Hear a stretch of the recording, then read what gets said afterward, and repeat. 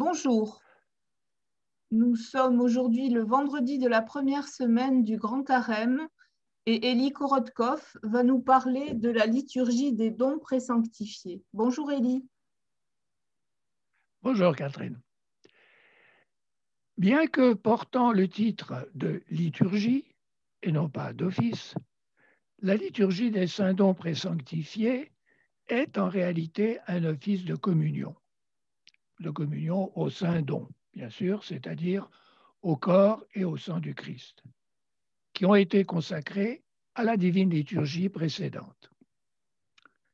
Cette pratique remonte aux origines du christianisme, quand, après la liturgie, les diacres apportaient l'Eucharistie aux malades et à ceux qui ne pouvaient être présents au repas dominical du Seigneur.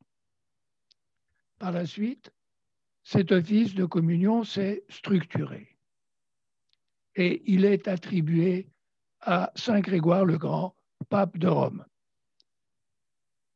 Aujourd'hui, la liturgie des présanctifiés commence par les vêpres, même si dans la pratique, elle est souvent célébrée le matin.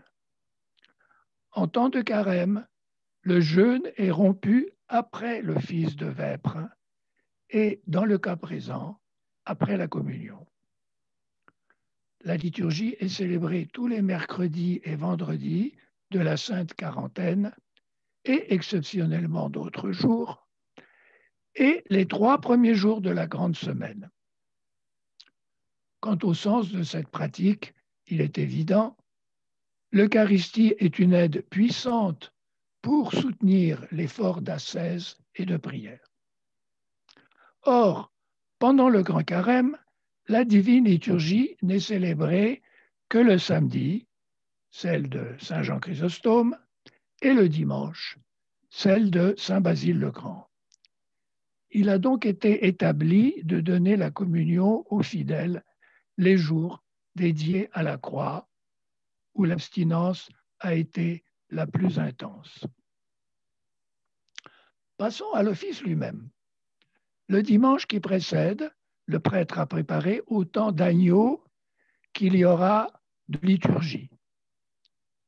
1 pour celle du jour même et le nombre nécessaire pour les présanctifiés. Il incise ces derniers en forme de croix et y verse un peu de sang précieux.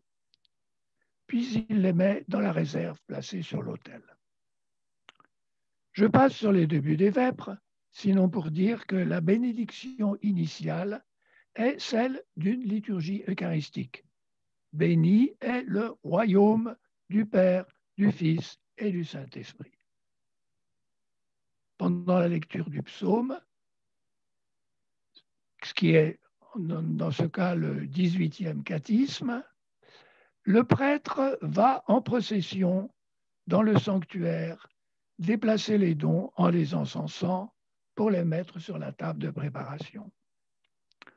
Après le chant de lumière joyeuse, le lecteur au milieu de l'église lit 2 lectures de l'Ancien Testament, après quoi, sur une mélodie particulière, il chante les premiers versets du psaume 140, le premier étant repris comme refrain par le chœur. Que ma prière s'élève comme l'encens devant toi. Pardon Catherine, c'est à toi. Que ma prière s'élève comme l'encens devant toi et l'élévation de mes mains comme le sacrifice vespéral. Certains jours, on lira aussi l'Épître et l'Évangile. Et les 3 premiers jours de la Grande Semaine, seulement l'Évangile. La litanie instante est suivie de la litanie pour les catéchumènes. Et à partir du mercredi de la mi-carême, une litanie pour ceux qui vont être baptisés. C'est la survivance d'une tradition ancienne quand les baptêmes se faisaient essentiellement à Pâques. Viennent ensuite 2 litanies pour les fidèles, suivies chacune d'une prière. Dans la première, le prêtre demande que l'œil s'abstienne de tout regard mauvais, que l'oreille soit inaccessible aux vains propos, que la langue soit purifiée de toute parole inconvenante. Rends pures nos lèvres qui te louent, Seigneur. Vient ensuite la procession des saints dons, à l'image de celle de l'offertoire des liturgies eucharistiques. Le clergé sort par la porte nord et rentre par la porte sainte du sanctuaire en silence. Pendant ce temps, les fidèles restent prosternés et pendant cette procession, le chœur chante. Maintenant, les puissances célestes célèbrent invisiblement avec nous, car voici que s'avance le roi de gloire. Voici avec son escorte le sacrifice mystique déjà accompli. Nous retrouvons le thème de la célébration conjointe des anges et des hommes de l'hymne des chérubins.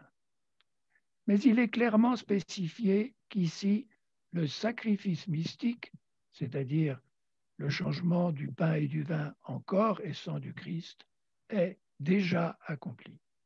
Puis le chœur poursuit. Approchons-nous avec foi et amour afin de devenir participants de la vie éternelle. Alléluia, Alléluia, Alléluia. Ce chant est suivi par la prière de saint Éphrem le Syrien. Seigneur et maître de ma vie. Une seule fois. Nous sommes bien en carême. Le grand mercredi, elle sera dite la dernière fois à ce moment-là. Après la litanie de demande habituelle, a lieu le chant du Notre Père. La prière du Seigneur a été depuis les temps les plus anciens et dans divers lieux de la chrétienté, la prière qui introduit le temps de la communion. Ceci à cause de la demande de pardon. Suit la communion pendant laquelle le chœur chante. Goûtez et voyez combien le Seigneur est bon. Une autre strophe particulière suit la communion. À la place de Nous avons vu la vraie lumière, le chœur chante. Goûtez au pain céleste et au calice de vie. Voyez combien le Seigneur est bon. Alléluia, Alléluia, Alléluia. Mais la fin de l'office se déroule sur une note joyeuse, comme lors des autres liturgies. Le chœur chante « Que nos lèvres s'emplissent de ta louange, Seigneur », suivent les demandes habituelles, et même si la prière conclusive demande à Dieu de mener le bon combat, d'achever la course du jeûne, les fidèles ont communié, et pour un bref moment, l'atmosphère recueillie du carême est suspendue. La joie domine. Bon carême à tous. Bon carême à tous. Merci, Élie. Merci, Catherine, pour toi. J'ai empiété un peu.